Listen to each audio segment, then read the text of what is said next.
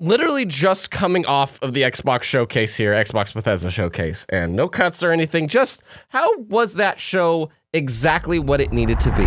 That's probably what I'm titling this. Literally, it being exactly what it needed to be. You might think it needed to be a lot of hype. You might think it needed to be a lot of Perfect Dark and Fable, and you didn't get that. And you didn't get a lot of big hype first-party AAA stuff.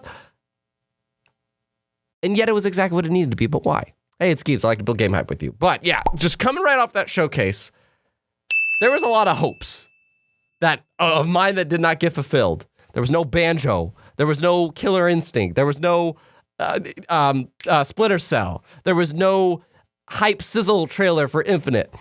I didn't get literally any of my hopes, but I got exactly what the needs were. Xbox did exactly what they needed to do in this showcase, which is establish a firm timeline that we can believe. And they do that by showing gameplay. Gameplay. No cinematics, no CGI, no rendered in engine, just gameplay for things that you're going to give dates to. And guess what?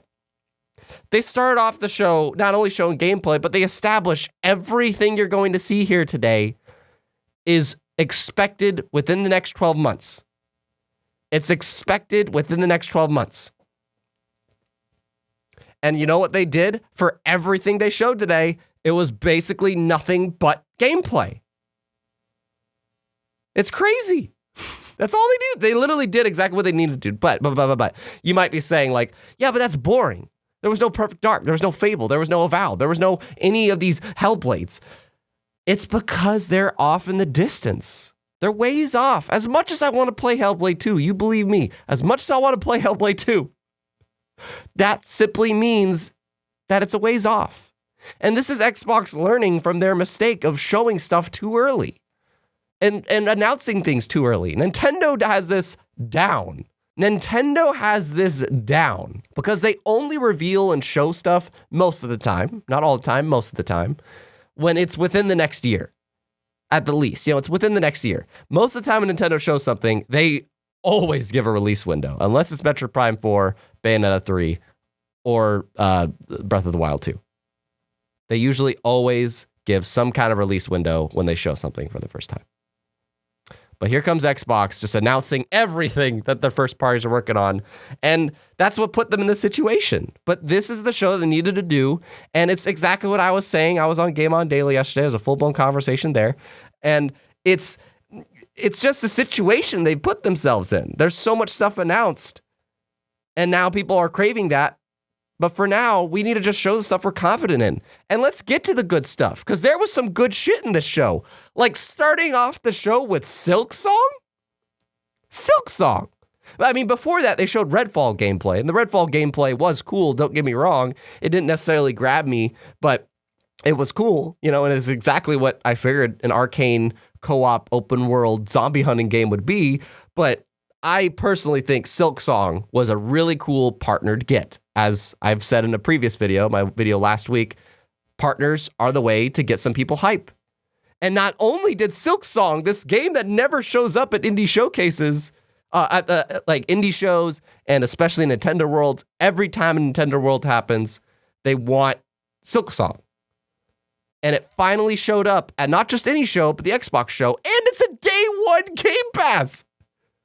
And because they said everything here is within the next 12 months, that means Silk Song should be released in the next 12 months, and it's a day one Game Pass? That's a kick-ass way to kick off the show. And then there's like a Rick and Morty thing or whatever, and I don't want to list like all the games that they did, but there was some cool stuff, like Minecraft, what was it, Legends?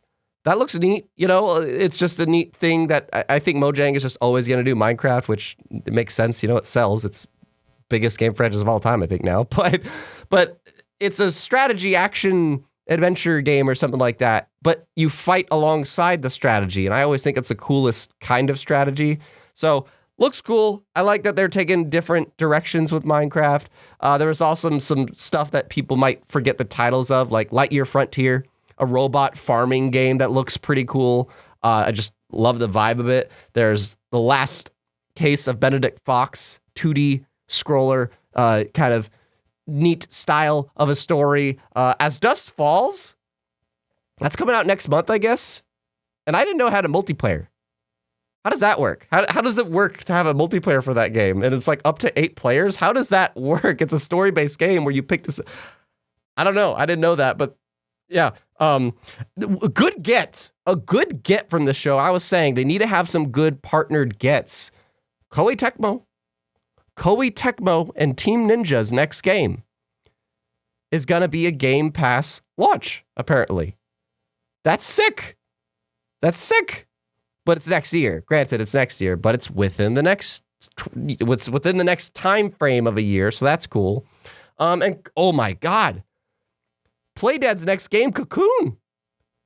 They showed Cocoon at this show. That's awesome.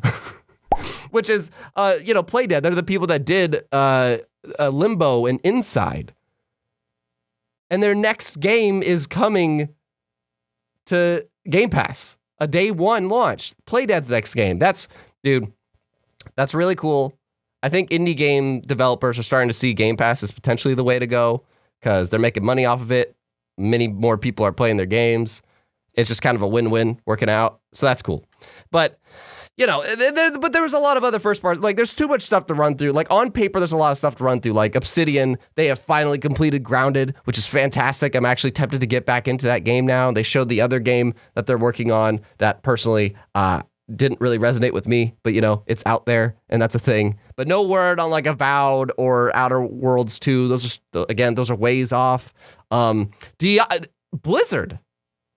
Blizzard showed up at this show, which was really shocking. I didn't think that they would touch it with a 10-foot pole because they're still in the works with everything right now. But no, they showed up at the show. They showed Overwatch 2 being free to play. That's bonkers. I mean, early access, it's free to play. In early access, there's finally a date, October. Overwatch 2 is a free-to-play game. I got a friend that's going to pester me about playing that.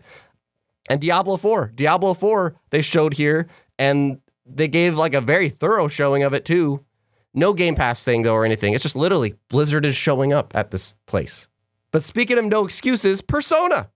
No Final Fantasy VII Remake finally coming to Xbox, but Persona 3, 4, and 5. Game Pass.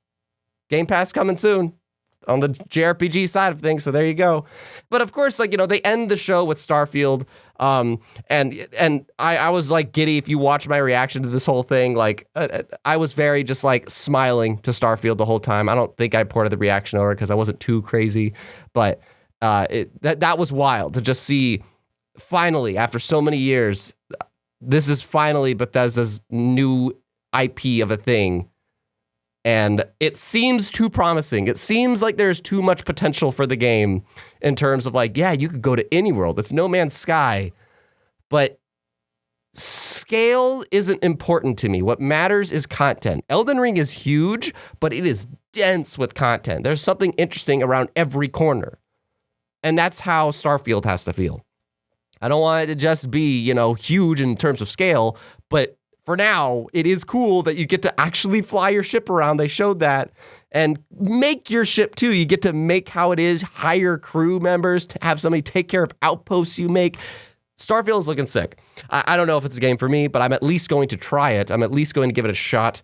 But it literally looks like exactly what it is, which is the Bethesda Game Studios game that is space. From the people that made Elder Scrolls and Starfield, or Elder Scrolls and Fallout in space. And Kojima showed up, but literally just that was a neat little get of a hype moment, we're just literally gonna have Kojima show up. We're partnering with him to make something with Xbox Cloud Gaming. Whatever the hell that means.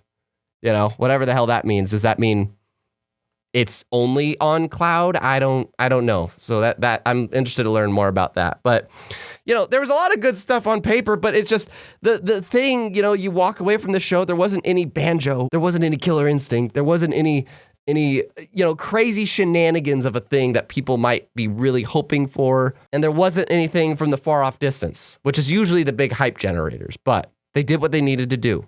And it's a direction that Xbox, if they continue with this, is good. Just showing gameplay. Do what Nintendo does. Just show gameplay when you have release windows. And they did that. They did that here. But it still wasn't a hype show to me. It wasn't that hype generation thing, but it was what it needed to be, which is good. And it's exactly what I expected. You know, I didn't expect this to be a super hype show. I had hopes, but I didn't expect it to be much better than just good, you know? So is that a problem? Was that a problem that it wasn't super duper hype? Did they need to do more than just, you know, give gameplay and secure dates, you know? I'm happy to debate about that in the comments with you.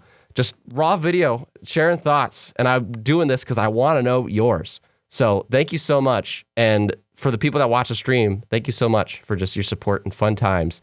Nintendo. Where you at, Nintendo? Where you at?